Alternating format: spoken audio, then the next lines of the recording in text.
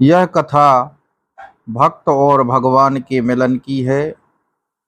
भक्ति का संचार करने वाली, हृदय में भगवान के प्रति आस्था को बढ़ाने वाली यह कथा है।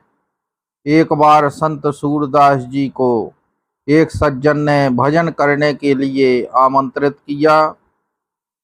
भजन होने के पश्चात सज्जन को सूरदास जी को घर तक पहुंचाने का ध्यान ही नहीं रहा।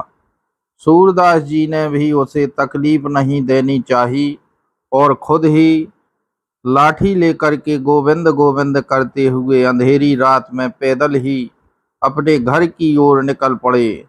रास्ते में एक कुआं पड़ता था। वे लाठी से टटोलते टटोलते भगवान का नाम लेते हुए बढ़ रहे थे कि उनके पांव और कुएं के बीच मात्र कुछ ही दूरी रह गई थी और तभी उन्हें लगा कि किसी ने उनकी लाठी पकड़ ली है और उन्होंने पूछा, तुम कौन हो? उत्तर मिला, बाबा मैं एक बालक हूँ। मैं भी आपका भजन सुनकर लौट रहा हूँ। देखा कि आप गलत रास्ते पर जा रहे हैं, इसलिए मैं इधर आ गया। चलिए आपको घर तक छोड़ दूँ। सूरदास जी ने पूछा, तुम्हारा नाम क्या है बेटा?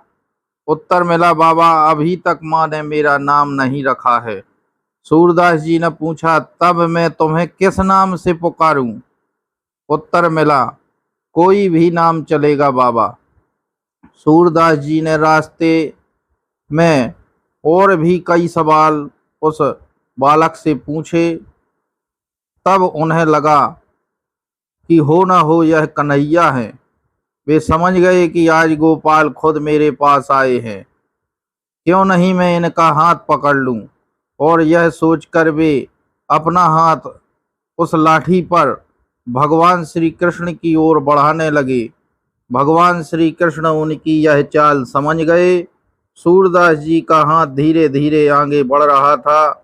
जब केवल 4 अंगुल अंतर रह गया, तब भगवान श्री कृष्ण लाठी को छोड़ करके दूर चले गए और जैसे ही उन्होंने लाठी छोड़ी, सूरदास जी बेहवल हो गए।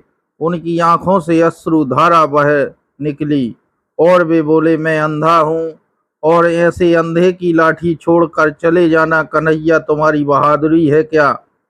और फिर उनके मुख से वेदना के यह स्वर निकल पड़े, बाह छुड़ा के जात है निर्बल जानी मोह, हृदय छोड़ के जाए तो मैं मर्द बखानू तो। अर्थात मुझे निर्बल जानकर मेरा हाथ छोड़कर जाते हो, पर मेरे हृदय से जाओ तो मैं तुम्हें मर्द कहूंगा। तब भगवान श्री कृष्ण ने कहा, बाबा अगर मैं ऐसे भक्तों के हृदय से चला जाऊं तो फिर मैं कहाँ वास करूंगा। इस प्रकार से भगवान उनकी भक्ति से प्रसन्न होकर के और उनके पास प्रस्तुत हो गए। तो इस प्रकार से भगवान श्री कृष्ण भक्त वत्सल है, सदैव भक्तों की मनोकामनाओं को पूर्ण करते हैं और सदैव उनके सभी कार्यों को पूर्ण करते हैं।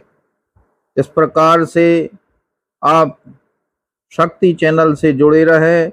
यदि इसे सब्सक्राइब नहीं किया है तो तत्काल सब्सक्राइब करें, जिससे आगे की कथाओं की जानकारी आपको सहज रूप से प्राप्त होती रहे।